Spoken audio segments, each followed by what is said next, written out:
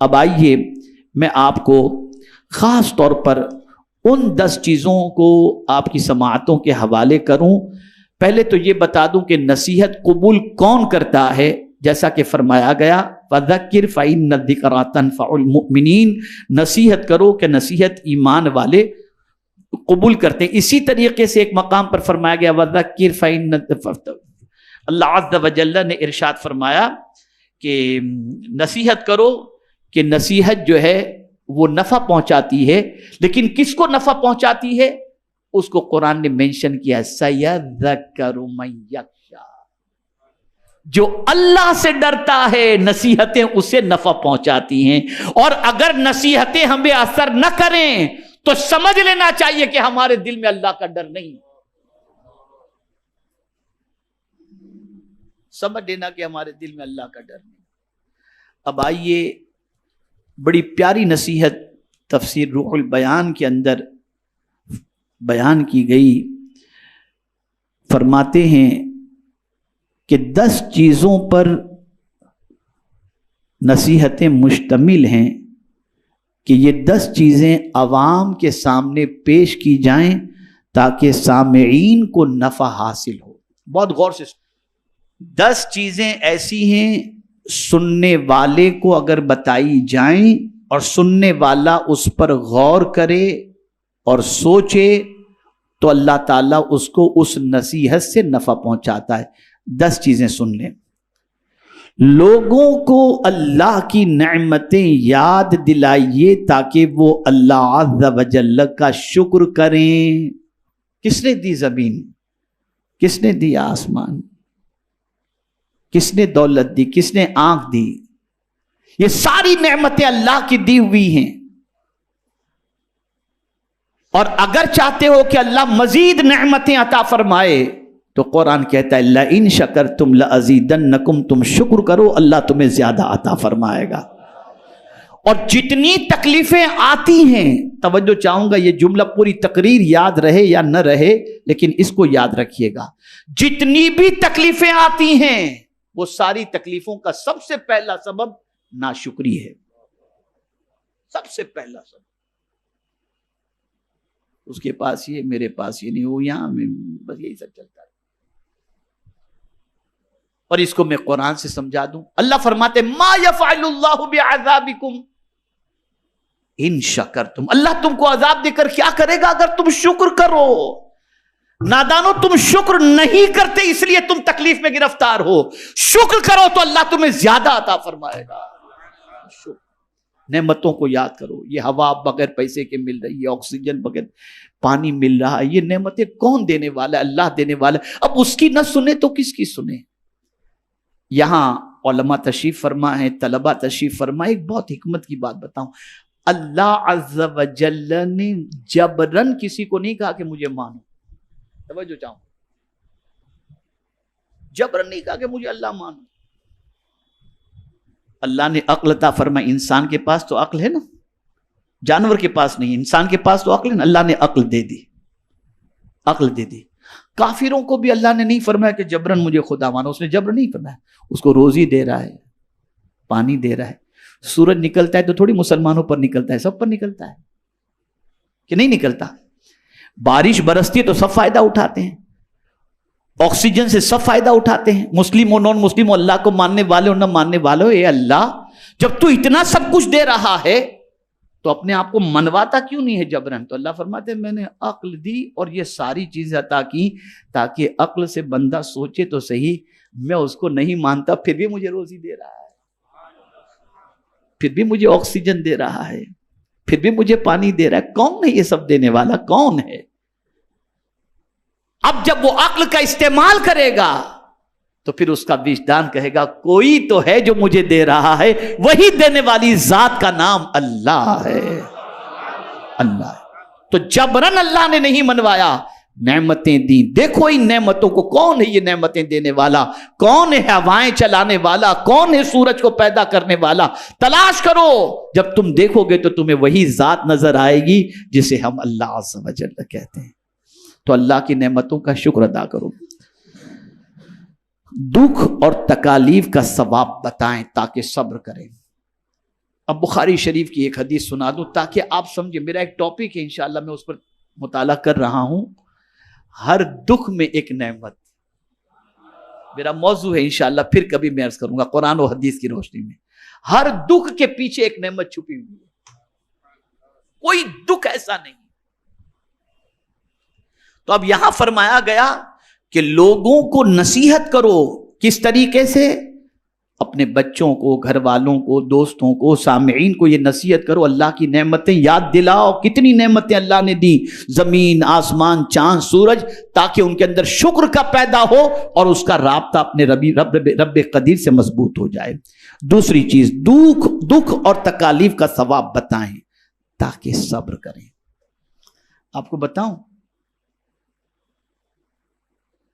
یہ ہماری سوچ ہے کہ تکلیف اس کو آتی ہے جس سے اللہ ناراض ہوتا ہے. اور میں بخاری شریف کی حدیث پیش کر دوں. یہ حدیث تو آج تک آپ نے سنی ہوگی کہ من یرید اللہ خیرا یفقہہ فی الدین. اللہ جس بندے سے بھلائی کا ارادہ فرماتا ہے اسے دین کی سوجھ بوجھ عطا کر دیتا ہے. لیکن آج بخاری شریف کی ایک حدیث اور سنا دوں. اللہ جس بندے سے بھلائی کا ارادہ کرتا ہے اس کو مصیبت میں گرفتار کر دیتا ہے. من یرید اللہ بہ خیرا یصب منہ اور یصب منہ یصب منہ. اللہ جس بندے سے، کما قال، اللہ جس بندے سے بھلائی کا ارادہ فرماتا ہے اس کو مصیبتوں میں گرفتار کر دیتا ہے. اس لیے کہ مصیبت پر صبر کرنے کا جو اجر ہے وہ کسی عمل کا اجر ہے ہی نہیں. اور صبر کرنے والے کو انسان سلام کرے یا نہ کرے، فرشتے قیامت کے دن سلام کریں گے اور کہیں گے سلام علیکم بما صبرتم فنعم عقبی الدار. تو دکھ میں انسان مایوس ہو جاتا ہے. اسے بتاؤ کہ دکھ اور تکلیف میں صبر کرنے پر اللہ نے کتنا اجر رکھا ہے. تیسری چیز، گناہوں کی سزا اور عذاب سنائیں تاکہ گناہوں سے باز آ جائیں اور ان سے توبہ کریں. وہ لوگ جو گناہوں میں ڈوبے ہوئے ہیں ان کو بتاؤ کہ گناہوں کا عذاب کیا ہے اور گناہوں کی وجہ سے اللہ عز و جل کیا سزا عطا فرمانے والا ہے، تاکہ بندہ اس سے بچنے کی کوشش کرے. اسی طریقے سے ہمارا سب سے بڑا دشمن کون ہے؟ تو قرآن کہتا ہے ان الشیطان للانسان عدو مبین، کہ بے شک شیطان انسان کا کھلا ہوا دشمن ہے. اب اس کے مکر و فریب، اس کی چال، اس کی عیاری، اس کی مکاری یہ بتاؤ تاکہ لوگ اس کے مکر سے بچیں. تو فرمایا گیا شیطان کے مکر و فریب بتائیں تاکہ اس سے ڈر کر کے بچ جائیں. میرے پیارے آقا صلی اللہ علیہ وسلم کے پیارے دیوانوں، اسی طریقے سے انسان کا دل سخت ہونے کی ایک سب سے بڑی وجہ یہ بتائی گئی، دنیا کی محبت. یہ جس دل میں پیدا ہو جائے وہ بہت سخت دل ہو جاتا ہے.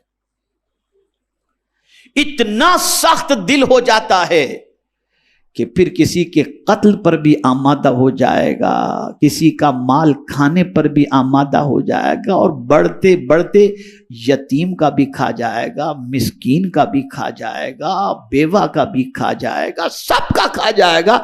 یہ ہے دنیا کی محبت. ایسے انسان کا دل بہت سخت ہو جاتا ہے.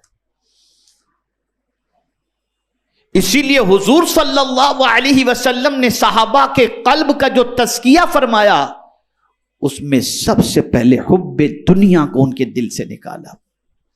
تو فرمایا گیا دنیا کی بے ثباتی اور بے وفائی سمجھائیں تاکہ اس میں دل نہ لگائیں لوگ. بتاؤ یہ دنیا ختم ہونے والی ہے، دنیا پرماننٹ رہنے والی نہیں.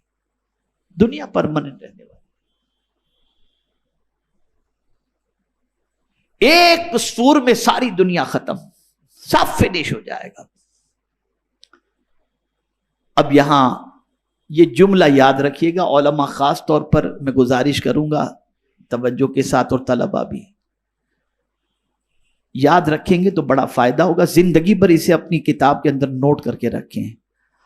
عقل مند وہ ہے جو فنا ہونے والے سے محبت کرنے کی بجائے باقی رہنے والے سے محبت کرے. دنیا فنا ہو جائے گی، خدا باقی رہنے والا ہے. جو باقی رہنے والا ہے اس سے محبت کرو. اسی لیے مومن کی تعریف اور مومن کی کیفیت قرآن نے بیان کی. والذین آمنوا اشد حبا للہ. جو ایمان والا ہوگا وہ اللہ سے ٹوٹ کر محبت کرے گا, بے انتہا محبت کرے گا. اور یہ دنیا فنا ہونے والی ہے. چھٹی چیز, موت کو ہر وقت یاد رکھا جائے تاکہ روانگی کی تیاری جاری رکھی جا سکے. میں آپ کو یہاں پر بتاؤں, ابھی ایک پروگرام میں ہم گئے تھے, ایک ساتھی نے کہا حضرت آپ کا وقت اتنے بجے کا ہے, ٹریفک بہت زیادہ ہے, ہم تھوڑے تاخیر سے پہنچیں گے, لیٹ ہو جائیں گے. تو مجھے ایک آیت یاد آ گئی. اللہ کا شکر ہے بسا اوقات کوئی نہ کوئی آیت یاد آ جاتی ہے. تو میں نے ان سے کہا, میں نے کہا بھائی میں تو دنیا کے بارے میں تھوڑا سا سوچا تو ٹائم پر تو مجھے کوئی چیز نظر نہیں آئی, چاہے وہ فلائٹ ہو, چاہے ٹرین ہو, چاہے آدمی ہو, تھوڑا بہت تو پلس مائنس ہو جاتا ہے. میں نے جب قرآن پر غور کیا تو ایک ہی چیز مجھے ٹائم پر ملی. قاری صاحب, ایک ہی چیز مجھے ٹائم پر نظر آئی جو 1 منٹ پہلے بھی نہیں, 1 منٹ بعد بھی نہیں. اذا جاء اجلهم لا يستأخرون ساعة ولا يستقدمون. جب موت آتی ہے تو نہ 1 منٹ پہلے نہ 1 منٹ بعد میں, جب اس کا وقت مقرر ہے تب وہ آ جاتی ہے. تو ٹائم پر ایک ہی چیز ہے, باقی کوئی چیز ٹائم پر نہیں. 1000 باڈی گارڈ رکھ لو, 1000 بلیٹ پروف جیکٹ پہن لو, لیکن دنیا کی واحد سچائی یہ ہے کہ موت سے کوئی بچ نہیں سکتا. اور یہ جملہ بھی بڑا میرا مقبول ہوا تھا کہ ہم نے بہت کچھ جمع کر کے رکھا, لیکن قدرت کا قانون یہ ہے یا دے کے مرو یا چھوڑ کے مرو, لے جانے کچھ بھی نہیں ملے گا. بہت کچھ جمع کر کے رکھا ہے نا, یا دے دو مرنے سے پہلے یا چھوڑ دو. ہاتھ میں انگوٹھی بھی پہنے ہو تو لوگ کاٹ کے نکال لیں گے, لے کے نہیں جا سکتے کچھ بھی. یہاں سے پتا چلا ہمارا کچھ ہے ہی نہیں. جسے ہم کہتے ہیں کہ یہ ہمارا ہے, ہمارا کچھ نہیں ہے. فلسفہ سمجھ لو, یہ اللہ نے استعمال کرنے کے لیے دیا ہے. جب تک وہ چاہے گا تم استعمال کرو گے, پھر یہ کسی اور کو دے دے گا. اسی لیے اس کا قانون ہے دے کے مرو یا چھوڑ کے مرو, لے جانے کچھ بھی نہیں ملے گا. کچھ بھی لے جانے نہیں ملے گا. اور موت کا وقت کسی کو نہیں معلوم. تو دل کی سختی کو دور کرنے اور نصیحت کو حاصل کرنے کے سلسلے میں موت کا تذکرہ لوگوں کو بتایا جائے اور موت کو ہر وقت یاد رکھنے کی تاکید کی جائے. اسی طریقے سے 7ویں چیز, قیامت کو زیادہ سے زیادہ یاد دلایا جائے تاکہ اس کے لیے زاد راہ جمع کیا جا سکے. لوگوں کو بتایا جائے قیامت ایک دن ہے, آخرت کا دن ہے, وہاں کیا چیز کام آئے گی اس کو بتاؤ, وہاں کی سچویشن کیا ہوگی اس کو بتاؤ, وہاں کون کس کے کام آئے گا بتاؤ. میری ایک کتاب ہے, خریدیے گا مکتب سے, محشر میں حضور کہاں ملیں گے. کوئی نہیں ملے گا, کسی کا پتہ نہیں, لیکن حضور کا پتہ معلوم ہے. حضور نے خود بتا دیا میں کہاں ملوں گا. اور کہاں ملیں گے؟ جہاں سخت حاجت ہے وہاں مصطفیٰ پیارے تشریف فرما گے. پل صراط پر ملیں گے, میزان پر ملیں گے, حوض کوثر پر ملیں گے. یا رسول اللہ آپ کی عظمتوں پر قربان کہ جن کوئی بھی مصیبت ایسی نہیں جس کے حل کے لیے آپ پہلے سے موجود نہ ہوں. یہ مصطفیٰ جان رحمت صلی اللہ علیہ وسلم. اور سب سے بڑی شان جو ہے نا حضور کی, اگر کچھ بیان نہ بھی کی جائے, صرف ایک شان بیان کی جائے, وہ شان محبوبیت. قاری صاحب توجہ چاہوں گا, اعلیٰ حضرت نے اس کو بہت فوکس کیا. ہر شان اپنی جگہ پر, لیکن اللہ کی بارگاہ میں جو محبوبیت کا مقام ہے وہ اس سے بڑھ کر. تو اعلیٰ حضرت کیا اٹھے, یار محبوب میرے آقا اللہ کے کتنے محبوب ہیں تم جانتے ہو؟ میں تو مالک ہی کہوں گا. اتنے محبوب, میں تو مالک ہی کہوں گا کہ ہو مالک کے حبیب. یعنی محبوب و محب میں نہیں میرا تیرا. اگر مولا نے سورج غروب کر دیا، محبوب نے اشارہ کیا، سورج پلٹ کر آ گیا، تو محبوب سے نہیں فرمایا میں نے ڈبا دیا تو نے نکالا کیوں؟ اس لیے کہ محبوب محبوب ہے. میں تو مالک ہی کہوں گا کہ ہو مالک کی حق. یعنی محبوب و محب میں نہیں میرا تیرا. تو قیامت میں حضور کام آئیں گے صلی اللہ علیہ وسلم. تو اس موقع کی کیفیت کو بتاؤ، وہاں کے حالات کہ کوئی کسی کے کام نہیں آئے گا. اور خاص طور پر میں دو چیزوں کا ذکر کر دوں. یوم لا ینفع مال ولا بنون، قیامت کے دن نہ مال نفع پہنچائے گا، نہ بیٹے نہ اولاد نفع پہنچائے گی، الا من اتى اللہ بقلب سلیم. یہ دیکھیے بات قلب کی ہی آ گئی. جو اپنا سلامتی والا دل لے کر کے آئے گا، یہ دل قیامت میں اس کو نفع پہنچائے گا. تو دل اگر سخت ہو جائے تو اللہ خیر فرمائے، اللہ خیر فرمائے. اس دل کی سختی سے اللہ خیر فرمائے. آٹھویں چیز، دوزخ کے عذاب کے حالات بتائے جائیں تاکہ ان سے بچ سکیں. اب پہلے ہی میں نے عرض کر دیا فویل للقاسیۃ قلوبہم. ویل، یہ ویل کیا ہے؟ خرابی کے معنی بھی اور ایک اعتبار سے ویل جہنم کی اس وادی کا نام ہے جس سے جہنم بھی دن میں 70 مرتبہ پناہ مانگتا ہے. تو جس کا دل سخت ہو جائے، جس کے دل پر اللہ اور اس کے رسول کی باتوں کا اثر نہ ہو، اسے ڈرنا چاہیے اپنے ٹھکانے کے بارے میں. 9ویں چیز، بہشت کی نعمتیں سنائی جائیں تاکہ انہیں رغبت ہو. جنت کی بہاروں کے بارے میں بتایا جائے. کیا کیا جنت، شرابن طہورا. سب سے بڑی چیز تو یہ کہ یہاں تو یار کہیں بیٹھو تو کوئی اچھی بات، کوئی اس نے آپ کے بارے میں یہ کہا، فلاں نے یہ کہا، tension tension tension tension tension. جنت ایسی جگہ ہے وہاں کوئی ٹینشن نام کی چیز ہے ہی نہیں، کوئی ٹینشن کی بات نہیں. آدمی چاہتا ہے کہ دنیا میں میری تمنا پوری ہو. توجہ چاہوں گا اس جملے پر. آدمی چاہتا ہے دنیا میں میری تمنا پوری ہو. اللہ فرماتے تو دنیا میں جو چاہتا ہوں وہ تو کر، جنت میں تو جو چاہے گا میں وہ کروں گا. تو ہماری تمنا پوری ہونے کی جگہ دنیا نہیں جنت ہے. وَلَكُمْ فِيهَا مَا تَشْتَهِي أَنفُسُكُمْ وَلَكُمْ فِيهَا مَا تَدَّعُونَ. جو چاہو گے اللہ تمہیں عطا. اور کوئی محنت بھی نہیں کرنی، کمانے بھی نہیں جانا. خیال ہوا کہ یار یہ مل جائے تو فوراً سامنے آ جائے. یہ قیامت. آخری بات، ہر بات کو خوف و رجا کے درمیان رکھا جائے. یعنی کبھی اللہ تعالیٰ کی عظمت و ہیبت کا تصور دلایا جائے تاکہ اس کا خوف دل میں پیدا ہو. کبھی اللہ کی رحمت اور مہربانی بتائی جائے تاکہ اس سے امید ہو. جو پند و نصیحت 10 امور پر مشتمل ہو تو اہل ایمان کو اس سے بہت بڑا فائدہ ہوگا. یہ 10 باتیں ایسی ہیں کہ اگر ایمان والے کے سامنے یہ 10 باتیں رکھی جائیں تو ایمان والے کو فائدہ پہنچے گا.